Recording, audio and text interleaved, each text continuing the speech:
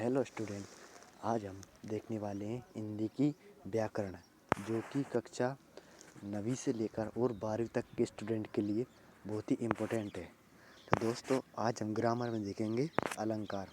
उस अलंकार में उसकी परिभाषा देखेंगे, उसके उदाहरण समझेंगे और जो परीक्षा में पूछे जाने वाले प्रश्न होते हैं उनको भी आज हम इस वीडियो में देखेंगे।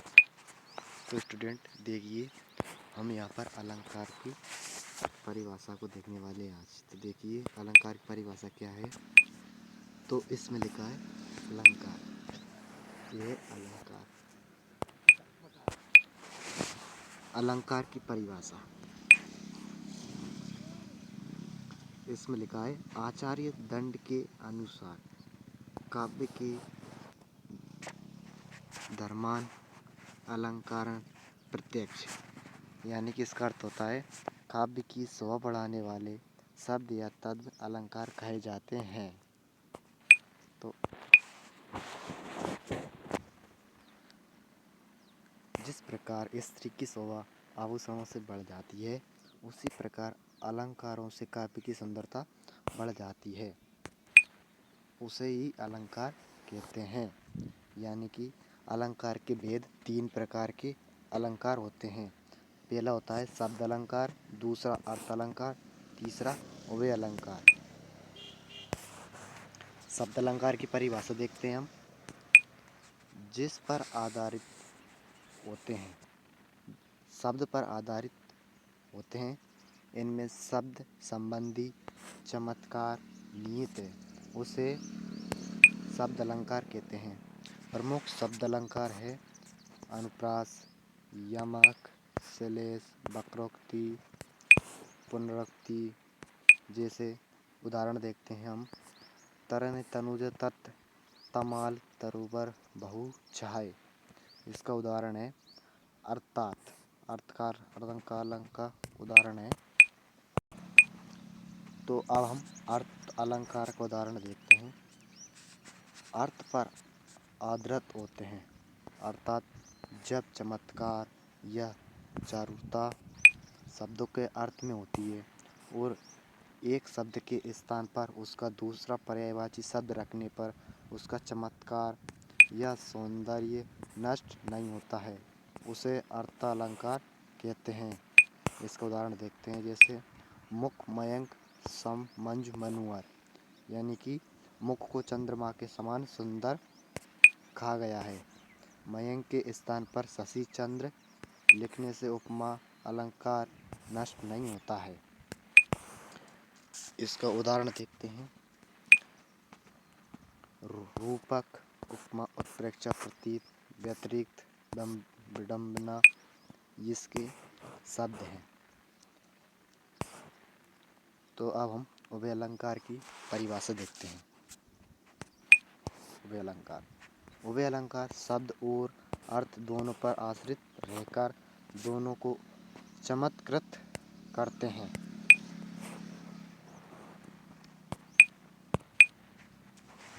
उभय अलंकार की परिभाषा देखते हैं। एक वर्ण की आवृत्ति बार बार आए उसे अनुप्रास अलंकार के वो हमने उभय अलंकार की जगह अनुप्रास अलंकार की परिभाषा बता दी थी। तो उभय अलंकार की परिभाषा है उभय अलंकार शब्द और अर्थ दोनों पर आश्रित रहकर दोनों चमत्कृत करते हैं, उन्हें उभय अलंकार कहते हैं। तो अब हम अनुप्रास अलंकार की परिभाषा देखते हैं। अनुप्रास अलंकार की परिभाषा है एक वर्ण की आवृत्ति बार बार आए उसे अनुप्रास अलंकार कहते हैं। उदाहरण है भरत भरती मंजू मराली, कानन कटन भयंकर भारी, यानी ये उसका उदाहरण है। अब हम यमक अलंकार की परिभाषा को देखते हैं। यमक अलंकार, जहाँ एक ही शब्द एक से अधिक बार आए और उसके अर्थ अलग अलग हो, वहाँ यमक अलंकार होता है। उदाहरण है सजना है मुझे सजना के लिए, यानी कि इसमें सजना और सजना दो बार बताया गया है। तो जिसमें एक सजना का अर्थ होता है श्रृंगार और दूसरे सजना का अर्थ होता है नायिका या नायकी पति।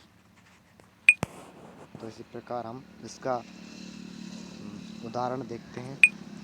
कनक कनकते सोगुनी मदकता अधिकाय।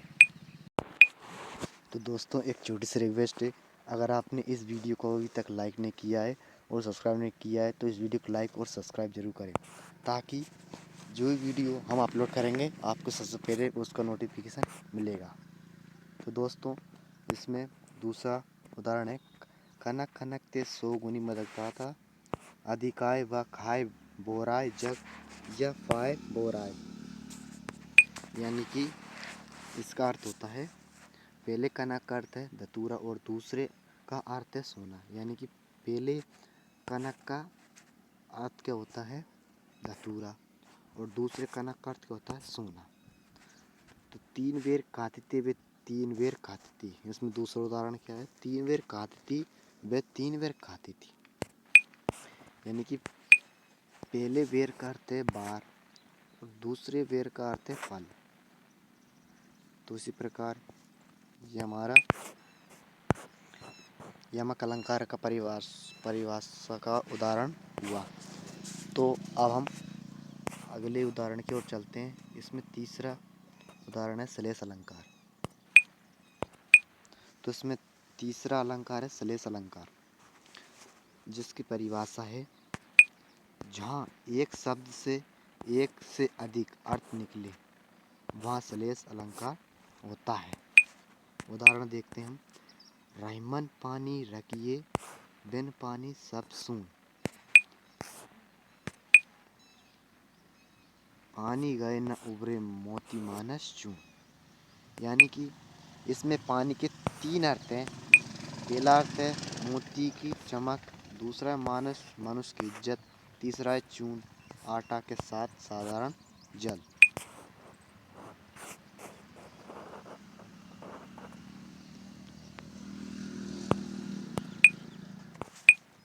तो दोस्तों हम आपको इस वीडियो में जो बता रहे हैं उनको आप या तो अपनी कॉपी में नोट कर लें या फिर अपने मोबाइल से स्क्रीनशॉट ले लें, ताकि आपको एग्ज़ाम देने जाओगे तब ये आपको पढ़ने में बहुत मददगार रहेगा। तो दोस्तों इसमें हम देखते हैं अगला अलंकार है हमारा इसमें। तो अब हम यहाँ पर रूपक अलंकार की परिभाषा देख लेते हैं। इसमें लिखा है, जब एक वस्तु पर दूसरी वस्तु का आरोप किया जाए, अर्थात जब एक वस्तु को दूसरी वस्तु पर रूप दिया जाए तो वहाँ रूपालंकार होता है। उदाहरण देखते हैं। अंबर पनघट में डूब रही तारा घट उषा नगरी। यानी कि यहाँ आकाश पर पनघट का, उषा पर स्त्री का, तोर तारा पर घड़े का आरोप होने से रूपक अलंकार है।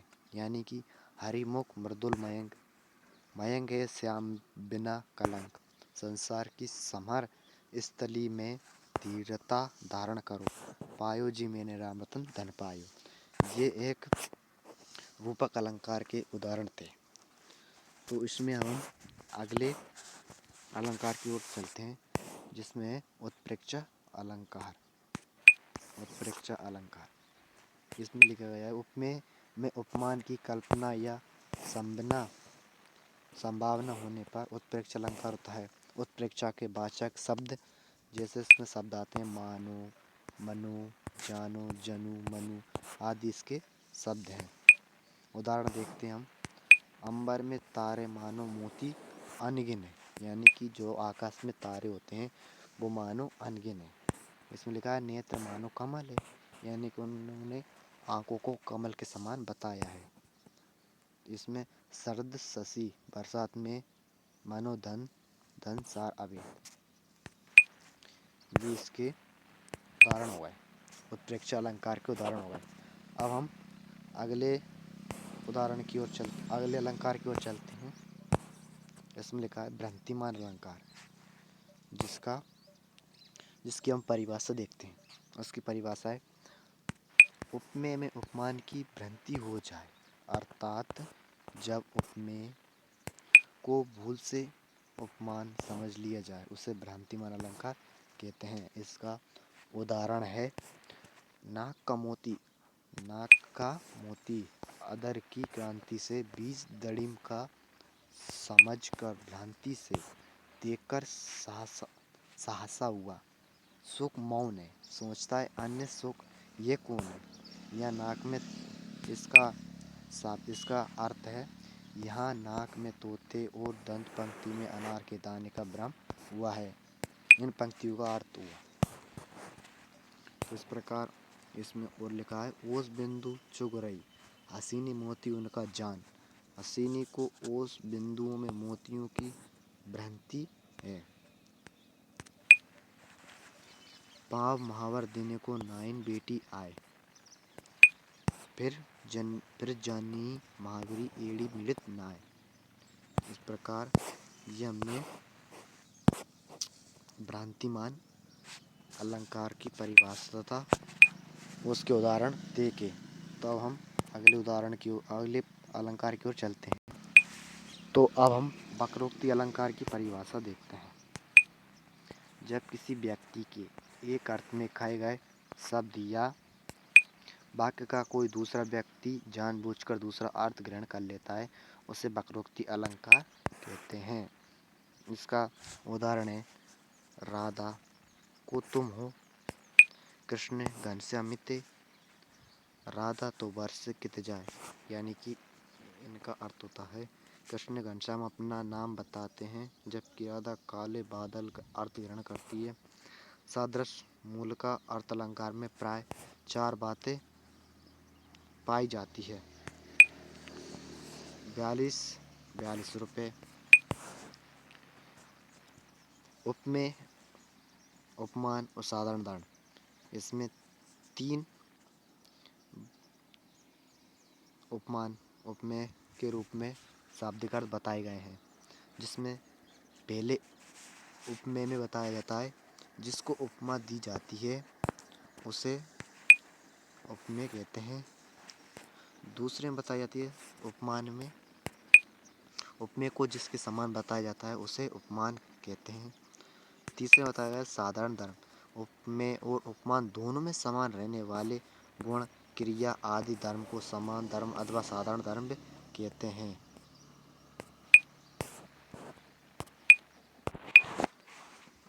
तो दोस्तों, हमने यहाँ तक अलंकारों को समझ लिया है। तो दोस्तों, पार्ट 2 की वीडियो देखने के लिए आप हमारे चैनल को सब्सक्राइब करें और वीडियो को लाइक ज़रूर करें। तो दोस्तों, अब हम इस वीडियो को यहीं समाप्त करते हैं। तो आप हमारा जो दूसरा वीडियो आएगा उसको देखना, उसमें और आगे छंद ध्रुव अलंकार की परिभाषा बताई जाएंगी। तथा आप हमारे इस चैनल पर बने रहिए। धन्यवाद। जय हिंद, जय भारत।